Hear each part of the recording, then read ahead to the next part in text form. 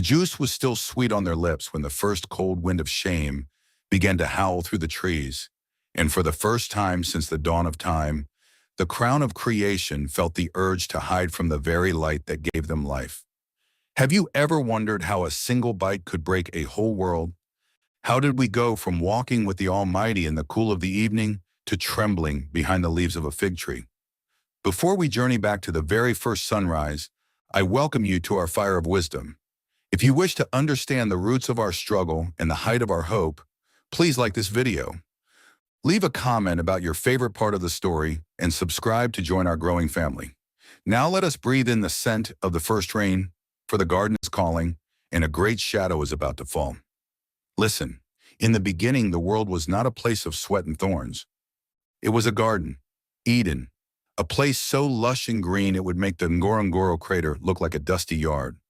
The air smelled of jasmine and honey, and the rivers ran clear as mountain glass. There was no hunger, no sickness, and no death. Into this paradise God placed the man, Adam, formed from the red earth of the soil and filled with the very breath of the Creator. And because it is not good for a man to be alone, God fashioned Eve, a companion of his own bone and flesh. They were naked, yet they felt no shame, for their hearts were as open as the savanna under a midday sun. They were the kings and queens of the earth. God gave them every tree, every flower, and every beast to name. He gave them a simple command, a fence of love to keep them safe. You are free to eat from any tree in the garden, but you must not eat from the tree of the knowledge of good and evil.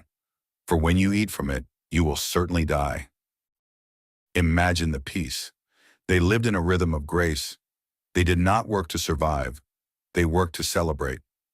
But listen, in the tall grass a shadow was moving. The serpent, more cunning than any beast of the field, was watching. He did not come with a roar. He came with a whisper. He did not come with a spear. He came with a question. Did God really say, "You must not eat from any tree in the garden"? See the trickery. He took the abundance of God and made it look like a restriction. He whispered to Eve that God was holding out on them, that the Creator was jealous of their potential. "You will not certainly die," the serpent hissed, his voice like the dry rustle of a snake in the thatch. "For God knows that when you eat from it, your eyes will be opened, and you will be like God, knowing good and evil." But wait, they were already like God. They were made in His image. But the serpent planted the seed of not enough. He made them look at the one thing they didn't have instead of the 1,000 things they did. Eve looked at the fruit. It was beautiful. It looked delicious. It promised wisdom. She reached out, a hand trembling not with fear but with desire, and she took a bite. Then she gave some to Adam, who was with her, and he ate. In that moment, the music of the universe hit a sour note. Suddenly the sun felt too bright. The silence felt too loud. Their eyes were opened at yes, but not to glory, to nakedness. For the first time, they felt the sting of vulnerability.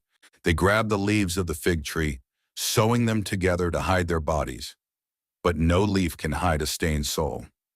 Then came the sound that used to be their greatest joy, the footsteps of God walking in the garden in the cool of the day. "Adam, where are you?" Did the Almighty lose him? No, a father knows where his children are. It was a call of mercy, an invitation to come out of the shadows. But Adam stayed in the brush. "I heard you in the garden," he called out, his voice shaking like a leaf. "And I was afraid because I was naked, so I hid." Listen to the tragedy in those words. Fear had entered the world.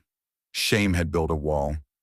When God asked if they had eaten from the forbidden tree, the blame began. Adam pointed at Eve, the very woman he had called flesh of my flesh, and even pointed at God. "The woman you put here with me, she gave me some fruit." Then Eve pointed at the serpent. The circle of love was broken into pieces of finger pointing. Because of this rebellion, the garden was no longer their home. God spoke the consequences, and they were heavy as lead. To the woman, the pain of childbirth. To the man, the ground was cursed. No longer would it give its fruit freely. From that day on, he would eat by the sweat of his brow, fighting thorns and thistles until he returned to the dust from which he came. But listen, Even in the judgment, there was a glimmer of the great storyteller's grace. Before he sent them out of Eden, God did something strange. He did not leave them in their flimsy leaves. He clothed them in skins of animals. Do you see? To cover their shame, a life had to be given. Blood was shed in the garden to cover the nakedness of man. And God made a promise. One day the offspring of the woman would crush the serpent's head. They were walked to the edge of the garden. A flaming sword was placed at the gate to guard the tree of life.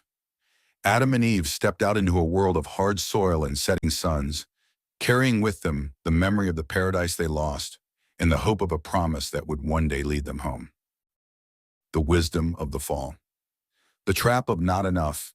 The serpent's greatest weapon is making you forget your blessings to focus on your one forbidden thing.